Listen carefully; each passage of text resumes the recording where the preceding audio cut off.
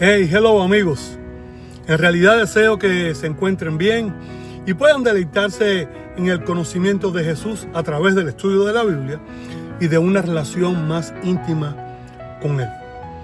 Durante 30 años, un hombre permaneció esperando que el agua del estanque se moviera, convencido de que el primero en entrar recibiría sanidad. Sin embargo, cuando Jesús llegó al lugar, no centró su atención en el agua ni en el supuesto milagro del estanque. No agitó el agua ni ayudó al hombre a introducirse en ella. En cambio, le hizo una pregunta inesperada. ¿Quieres ser sano? Lo impactante es que el versículo que describe el movimiento del agua aparece entre corchetes y notas al pie de muchas traducciones bíblicas. No significa que la idea sea falsa, sino que hay dudas textuales sobre si Juan el apóstol lo escribió originalmente. Lo que lleva a preguntarse si el verdadero mensaje del relato dependía realmente del agua o si Juan quería señalar algo mucho más profundo. El capítulo 5 del Evangelio de Juan nos transporta a Jerusalén cerca de la Puerta de las Ovejas, donde se encontraba un estanque llamado Betesda. El nombre suele entenderse como Casa de Misericordia. Aunque la escena mostraba algo muy diferente, allí había una multitud de enfermos esperando una oportunidad para ser sanados.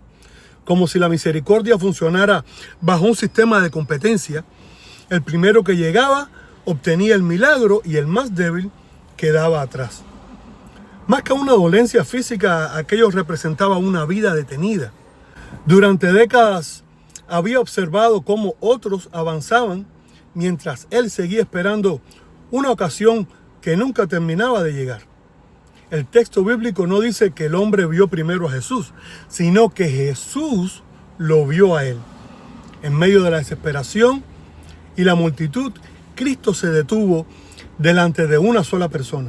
Ahí aparece una de las grandes enseñanzas del pasaje. Muchas veces pasamos tanto tiempo esperando algo, un milagro, de la misma manera que aun cuando la respuesta está frente de nosotros, continuamos mirando el lugar equivocado. En numerosas Biblias aparece una explicación que afirma que un ángel descendía de tiempo en tiempo, para agitar el agua y que el primero en entrar era sanado. Entonces Jesús le preguntó, ¿quieres ser sano? A simple vista parece una pregunta innecesaria. ¿Quién no desearía ser sano después de tantos años? Sin embargo, Jesús nunca formula preguntas vacías. La respuesta del hombre reveló mucho más de lo esperado. No tengo quien me meta en el estanque cuando el agua se agita. Mientras intento llegar, otro entra antes que yo. Jesús le hablaba de restauración, pero el hombre seguía mirando el estanque. En numerosas Biblias aparece una explicación que afirma que un ángel descendía de tiempo en tiempo para agitar el agua y que el primero en entrar era sanado. Sin embargo, los manuscritos griegos más antiguos y confiables no incluyen esas palabras como parte segura del texto original. Esto no destruye el relato bíblico, al contrario, ayuda a comprender mejor el enfoque de Juan. Probablemente esa explicación reflejaba una creencia popular relacionada con el estanque, pero el centro del mensaje nunca fue el ángel, el agua ni el movimiento. El verdadero enfoque siempre fue Jesús. El hombre pasó años esperando que algo descendiera al agua, sin darse cuenta de que la verdadera fuente de vida ya había descendido del cielo y estaba delante de él. Durante siglos, algunos pensaron que Betesda era solamente un símbolo inventado por Juan, pero la arqueología confirmó la existencia de una piscina doble en Jerusalén que coincide con la descripción del Evangelio. Algunos estudiosos también han señalado que la zona pudo haber estado relacionada con prácticas de sanidad similares a las presentes en ambientes grecorromanos vinculados a Asclepio, el dios de la medicina. En esos lugares las personas esperaban señales, hacían rituales o experiencias para recibir sanidad. Pero Juan dirige la atención hacia algo mayor. Jesús no vino a competir con el estanque, sino a superarlo completamente. Entonces Jesús pronunció las palabras decisivas: levántate, toma tu lecho y anda. Lo imposible dejó de ser imposible cuando Jesús habló. Durante 38 años el lecho había cargado al hombre, pero ahora el hombre cargaba el lecho. Aquello que antes simbolizaba limitación se convirtió en evidencia de restauración. El hombre caminó sin agua, sin ángel y sin rituales, únicamente por la autoridad de la palabra de Jesús. Sin embargo, el conflicto no terminó allí. Era sábado. Y cuando los líderes religiosos vieron al hombre caminando con su lecho, en lugar de celebrar el milagro, se escandalizaron porque estaba cargando la camilla. Ese contraste revela el peligro de una religión sin misericordia: defender reglas mientras se ignora una vida restaurada. Aquí el significado del nombre Betesda vuelve a tomar fuerza y relevancia. Casa de misericordia. Sin embargo, la verdadera misericordia no provenía del estanque, sino de Jesús. Más adelante Jesús encontró nuevamente al hombre en el templo y le dijo: mira, has sido sanado. No peques más para que no te ocurra algo peor. Con esto Jesús no enseñaba que toda enfermedad fuera consecuencia directa de un pecado específico, sino que revelaba algo más profundo. Él no solo quería restaurar el cuerpo del hombre, también quería transformar completamente su vida. Porque una persona puede experimentar un milagro externo y aún así continuar vacío interiormente. Ahí aparece la revelación completa del relato.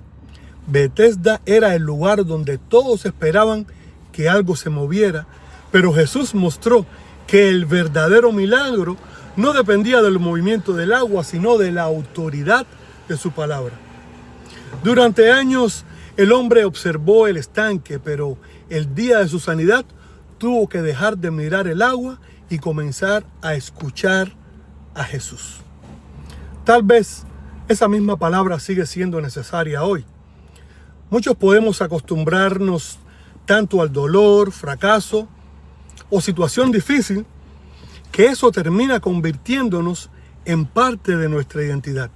El hombre paralítico llevaba tantos años esperando junto al estanque que su vida entera giraba alrededor de su problema.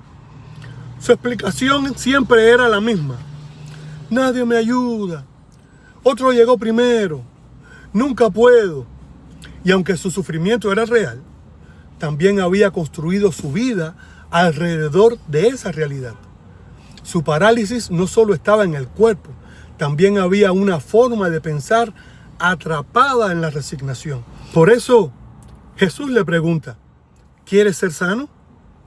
La pregunta parece extraña, pero tiene sentido, porque sanar no significa solamente dejar de sufrir. También significa aceptar el cambio que viene después. Y el cambio puede dar miedo.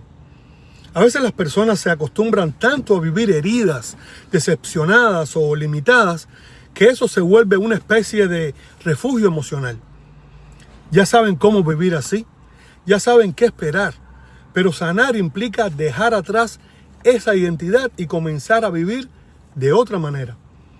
Por eso el texto dice que Jesús no vino a acomodarlo en su parálisis, no vino simplemente a consolarlo mientras permanecía tirado allí. Jesús vino a levantarlo. El agua pudo moverse muchas veces, pero solamente Jesús podía transformar verdaderamente al hombre. La multitud miraba el estanque mientras Jesús fijaba su mirada en el paralítico. Todos competían por llegar primero, pero Cristo se acercó precisamente al que siempre llegaba tarde. Esa es la gracia. Y entonces surge la gran pregunta del pasaje. No se trata únicamente de si el agua se movía o no.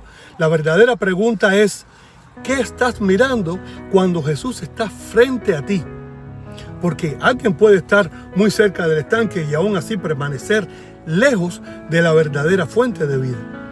Se puede seguir esperando ayuda humana mientras el Salvador ya está llamando. Por eso las palabras de Jesús siguen teniendo poder hoy. Levántate, toma tu lecho y anda. Levántate de la resignación. Toma aquello que antes representaba tu limitación y conviértelo en testimonio de restauración. Camina en la nueva vida que Cristo ofrece. La revelación final del relato es clara. El agua podía moverse muchas veces, pero solo Jesús tenía el poder de levantar y transformar verdaderamente al hombre. Mi oración hoy es que dejemos de mirar nuestra circunstancia, cualquiera que sea, y miremos a Jesús, quien tiene el poder de transformarnos y levantarnos. Este y otros videos como este lo pueden encontrar en mi canal de YouTube, Réplica Bíblica por Armandito. Dios nos siga bendiciendo.